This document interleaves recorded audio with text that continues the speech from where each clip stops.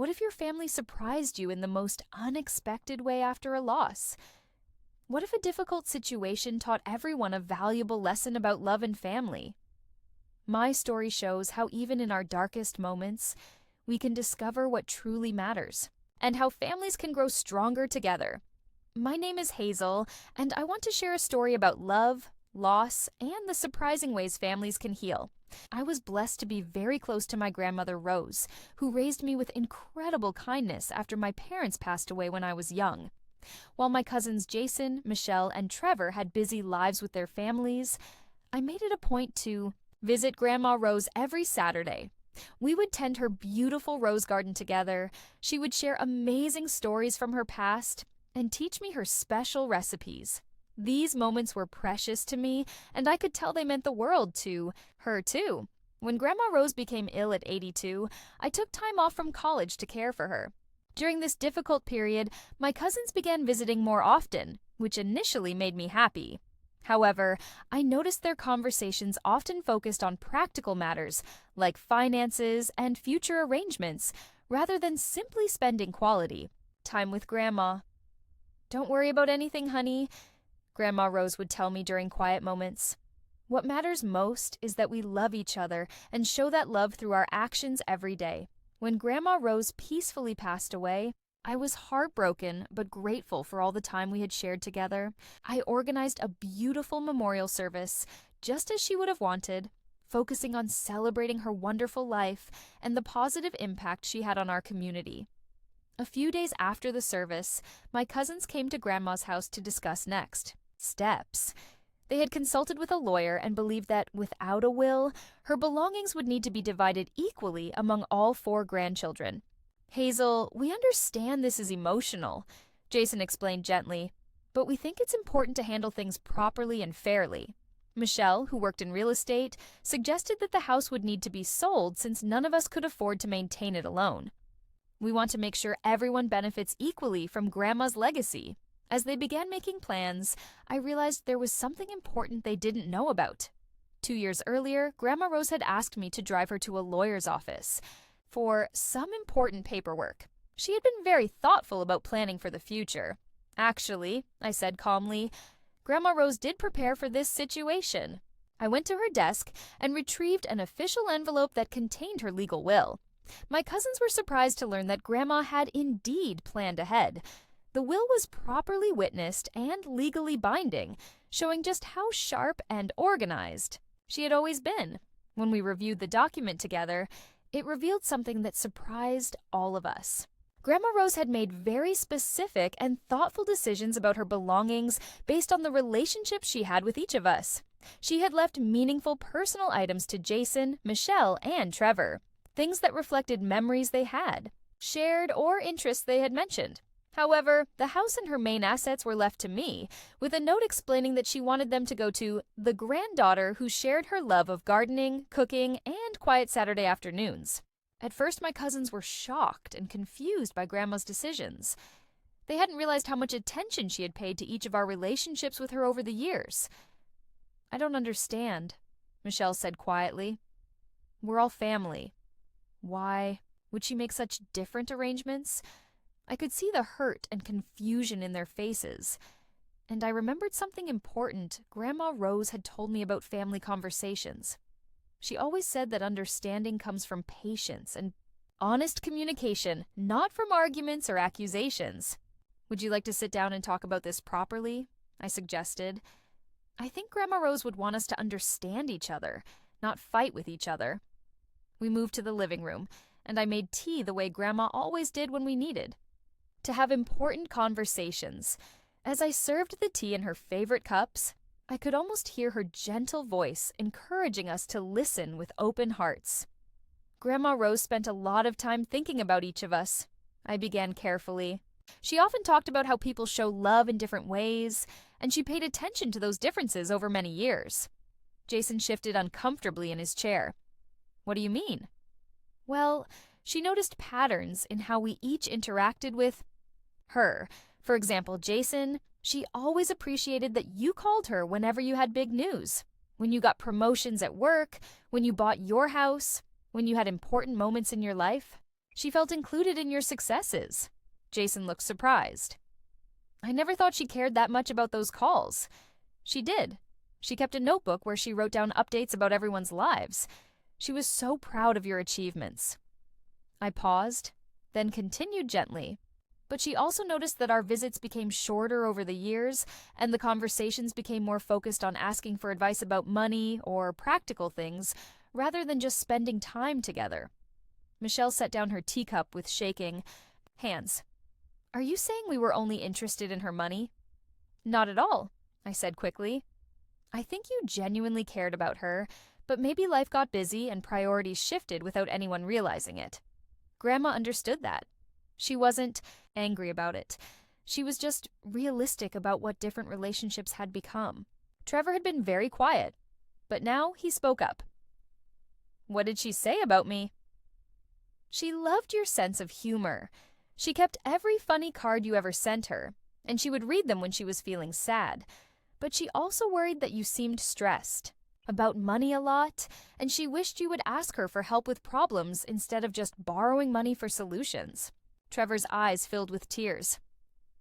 I never wanted to burden her with my problems. She wanted to be burdened, I said softly. That's what people do when they love you. They want to share your troubles, not just celebrate your successes. Michelle was crying now too. I think I was so busy trying to be the successful real estate agent, the perfect daughter and cousin, that I forgot to just be myself around her. Every conversation became about showing her how well I was doing instead of asking how she was doing. Grandma Rose saw all of this, I continued, but she also saw the love underneath it. That's why she didn't leave you with nothing. She left each of you things that connected to the positive memories and the genuine care you did show her. I went to retrieve the special packages I had prepared. Jason, she wanted you to have this photo album she made of your childhood, and this letter she wrote to you after your last promotion. She was so proud of you, and she wanted you to know that. Jason opened the letter with trembling hands and read silently. After a few moments, he looked up with tears streaming down his face. She says here that she always admired my ambition and work ethic, but she wished I would remember that success means nothing without people to share it with. Michelle, I continued, she left you her collection of family stories that she spent years writing down by hand. She always said you had a gift for connecting with people, and she wanted you to have the stories that connect all of us to our history. Michelle hugged the handwritten pages to her chest. I remember asking her about these stories when I was little, but I stopped asking as I got older. And Trevor, she was knitting this scarf for you for Christmas. She got too sick to finish it, but she left the pattern and instructions. She said you always complained about being cold, and she wanted to make sure you stayed warm. Trevor held up the half-finished scarf, examining Grandma's careful stitches. She was making this for me, even after all the times I disappointed her. She never felt disappointed by you, I assured him. Worried sometimes? Yes. But disappointed? Never. She used to say that loving someone means believing in their potential, even when they don't see it themselves. We sat in comfortable silence for a while, each of us processing these revelations.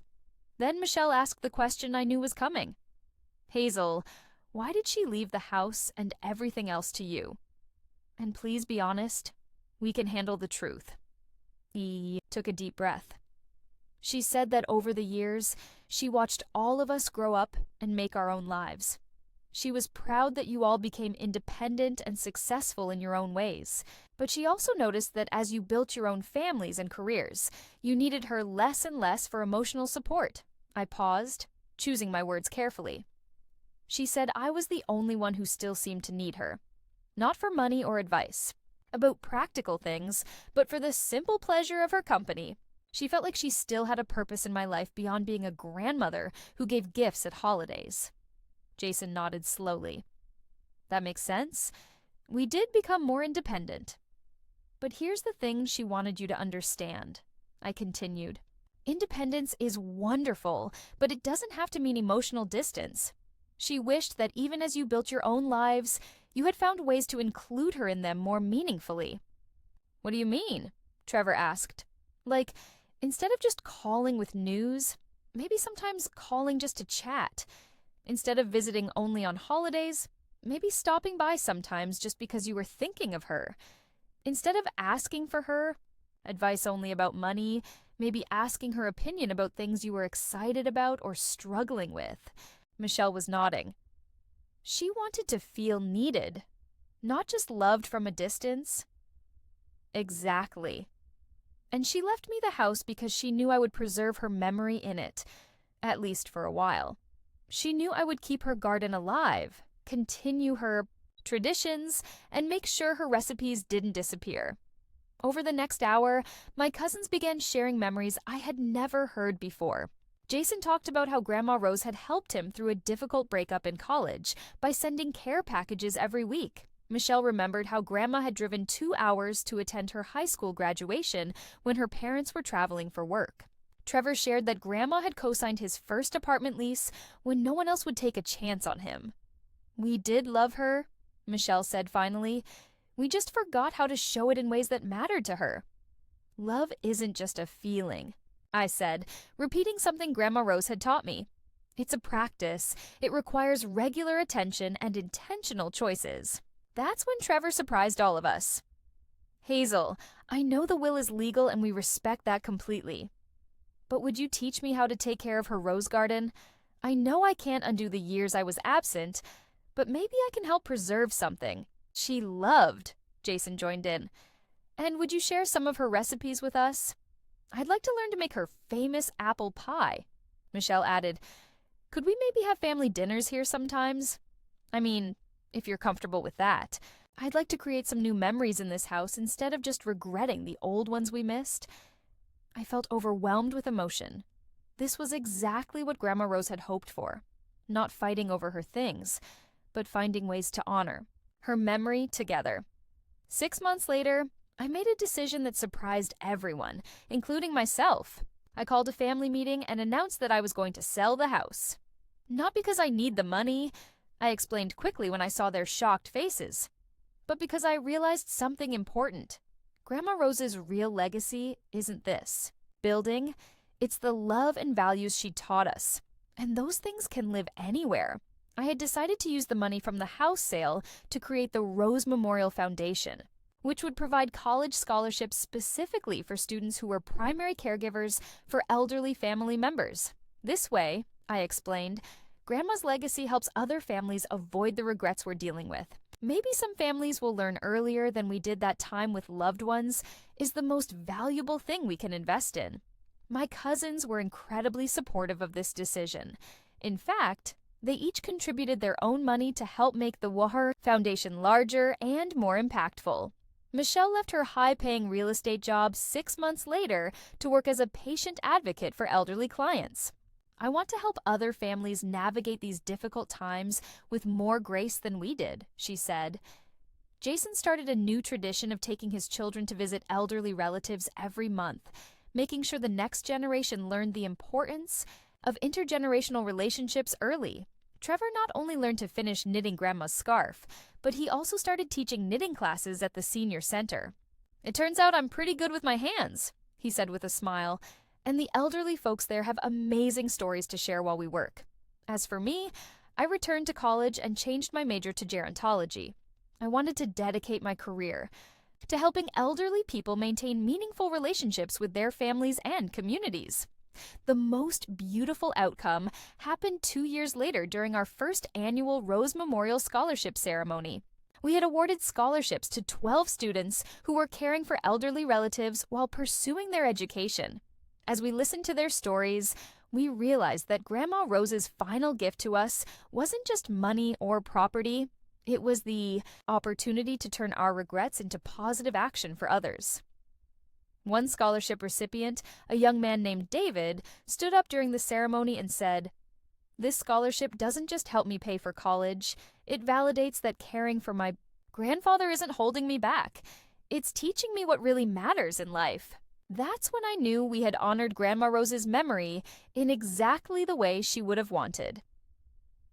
Key message. Our family learned that love requires consistent effort and intentional presence. The most valuable inheritance we can leave or receive isn't material wealth, but the wisdom to prioritize relationships and the commitment to show up for each other in meaningful ways. My name is Hazel, and I'm grateful that what started as a difficult family situation became the foundation for deeper connections and a legacy that continues to help others. Sometimes the most painful experiences teach us the most important lessons about what we should treasure while we still have the chance. Chiwenes.